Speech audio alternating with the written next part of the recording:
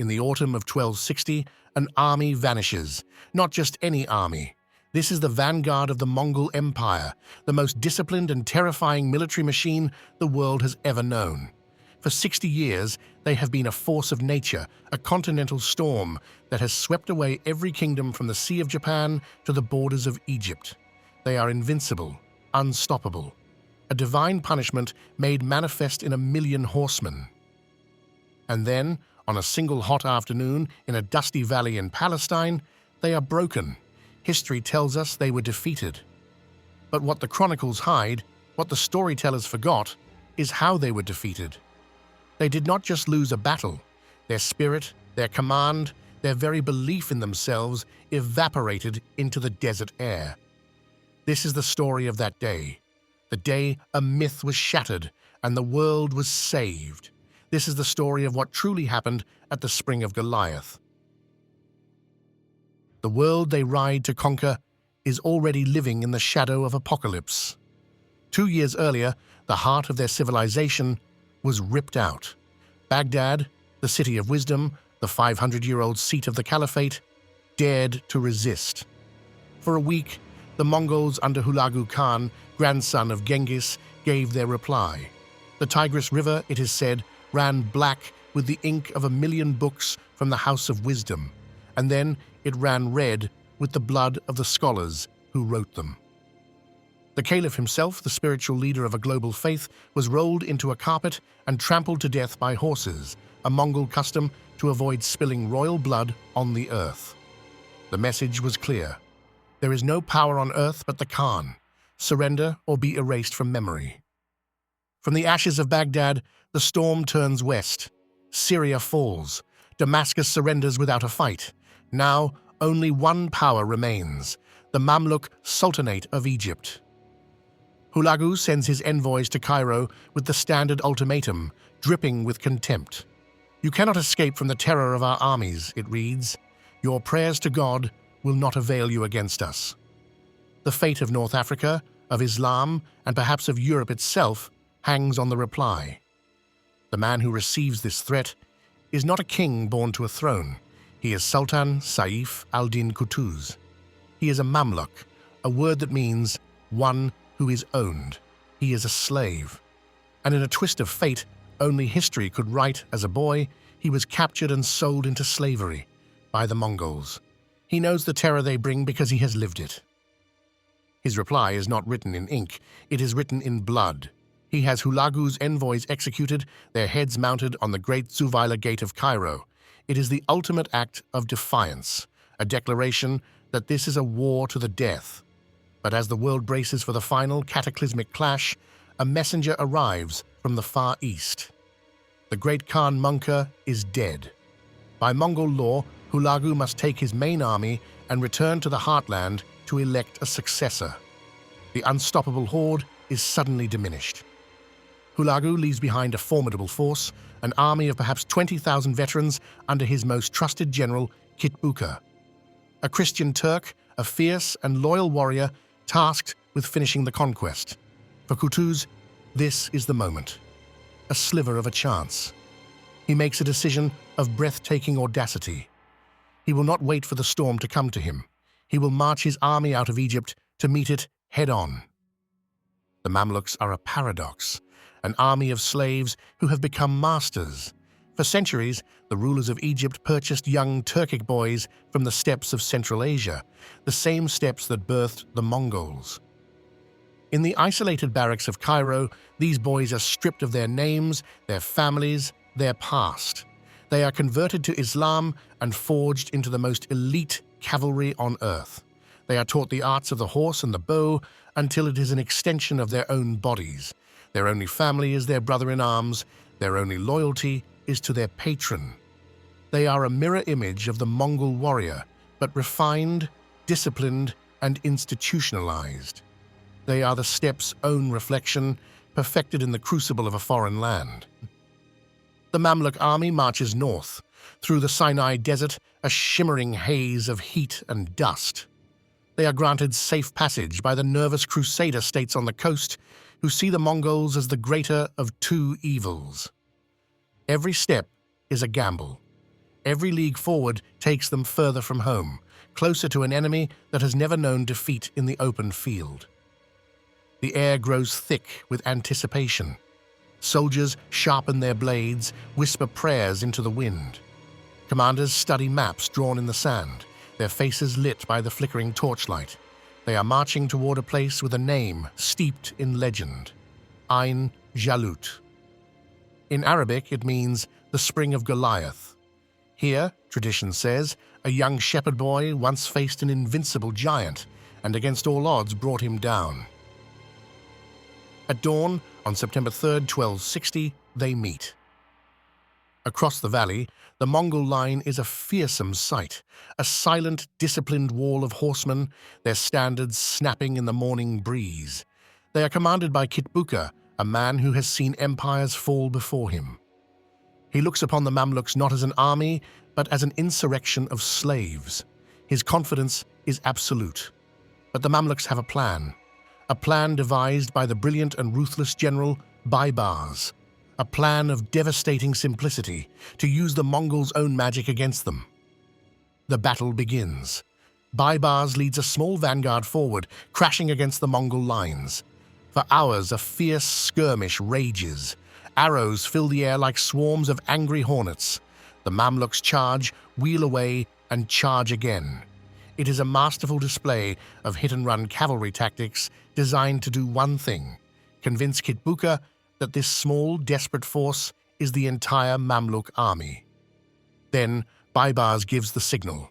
His men break. They turn and flee in what looks like a chaotic, panicked rout, streaming back up the valley.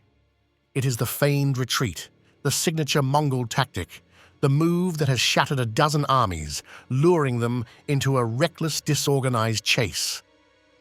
Kitbuqa falls for it completely. His pride, his frustration, his utter contempt for his enemy blinds him. He sees a broken army of slaves, and he smells blood. He orders his entire force to charge, to ride them down, to annihilate them. A wave of Mongol horsemen, a tide of iron and fury, thunders into the narrow valley. They have just galloped straight into the jaws of a trap. As the last of Kitbuqa's army pours into the valley floor, Sultan Qutuz gives the order. From the wooded hills on both sides, the main Mamluk army, hidden until this very moment, charges down the slopes. They slam into the flanks of the overextended Mongol column. At the same instant, Baibars' men stop their flight, turn their horses, and charge back into the face of the now trapped Mongol vanguard. The hunters have become the hunted. The shock is absolute. The Mongols are surrounded, caught in a devastating crossfire from three sides. For the first time in 50 years, a Mongol army has been tactically outmaneuvered. But these are Mongols. They do not break easily. They fight with the ferocity of cornered wolves, their discipline holding even in the face of disaster. They manage to punch a hole in the Mamluk left flank. For a moment, it seems their sheer, indomitable will might still prevail. It is then that Sultan Qutuz, watching from his command post, does something legendary. Seeing his line begin to waver, he tears off his helmet so his men can see his face, a beacon of defiance. He grabs his sword and personally leads his reserves into the thickest of the fighting, his voice roaring a single cry that electrifies his army. Wa Islama! Oh my Islam! His courage turns the tide. The Mamluk line holds, surges forward, and begins to systematically dismantle the most feared war machine on the planet. For the Mongol warriors, the world has turned upside down. They are witnessing the impossible. Their own tactic, their secret to invincibility, has been used to ensnare them. It is not just a tactical shock, it is a psychological unraveling. The belief system that underpins their entire world, the myth of their divine mandate, their unique mastery of war, is evaporating in the dust and chaos. Their command structure seizes. Their cohesion dissolves. This is the moment they vanish, not from the earth, but from their place as the undisputed masters of war. Their general Kitbuqa refuses to retreat. He fights on as his army disintegrates around him, a man unable to comprehend a reality he was never meant to face. He is eventually unhorsed, captured, and dragged before Qutuz. Defiant to the last, he scoffs, Be not deceived by this. When the news of my death reaches Hulagu Khan, the ocean of his wrath will boil over. Qutuz is unmoved. Kitbuqa is executed on the battlefield. With his death, the last pockets of Mongol resistance collapse. The army that rode into the valley that morning, the terror of the known world, has been annihilated. In the aftermath, the silence is deafening. The valley floor is a graveyard of horses, men, and a shattered myth. The immediate consequence is the total collapse of Mongol power in the region. Within a month, the Mamluks retake all of Syria, pushing the last Mongol remnants back across the Euphrates River. Decades of conquest are undone in a matter of weeks, but the true impact of Ain Jalut is not measured in territory, it is measured in belief. For 60 years, the world believed the Mongols were invincible. Ain Jalut proved they were men. It sent a wave of hope across a civilization that had been living on the brink of extinction. Centuries later, the evidence of this day remains scarce, buried beneath the sands. A few scattered arrowheads, the distinct three-lobed Mongol design found alongside the barbed Mamluk points, are the only physical testament to the clash. The true story was not written in stone, but in the minds of those who survived. The victors, the Mamluks, would tell a story of faith and courage. The vanquished left few records of their shock. The truth of the psychological collapse, the moment the Invincible knew they were not, became a secret hidden in the silence of their defeat. The ripples of that day spread across the globe. The victory at Ain Jalut solidifies the Mamluk Sultanate as the new superpower of the Middle East, ushering in a golden age. The hero Qutuz does not live to see it. On the triumphant journey home, he is assassinated by his ambitious general Baibars, who becomes the new Sultan, a testament to the brutal, unsentimental nature of Mamluk power. For the Mongols, the defeat is a stunning blow from which they never recover. Hulagu's planned revenge is consumed by a civil war with his cousin Baghdad Khan of the Golden Horde, a convert to Islam who allies with the Mamluks. This is the first great war between the grandsons of Genghis, and it signals the end of a unified empire. The Mongol tide has reached its high water mark. Now it begins to recede. Historians for centuries focused on the numbers, the tactics, the death of a distant Khan. They missed the truth hidden in plain sight. The Mongols vanished at Ain Jalut not because they were outnumbered, but because they were outthought. They were confronted with a reflection of their own genius and could not endure it. Their greatest weapon was never the bow or the horse, it was the myth of their own invincibility. And on a single afternoon, in a valley named for a giant, an army of slaves stole that myth and broke the world's conquerors with the one weapon they could not defend against: their own image, perfected. The battle proved that no empire is forever, that no power is absolute. It showed that courage, innovation, and the will to survive can stand against the greatest storms in history. The world we live in today, the borders of Europe, the cultures of North Africa, the survival of the Islamic world, was shaped in the dust of that valley. It stands as a testament that the most decisive battles are not always fought with swords, but with ideas. And sometimes, the only way to defeat a monster is to show it its own face.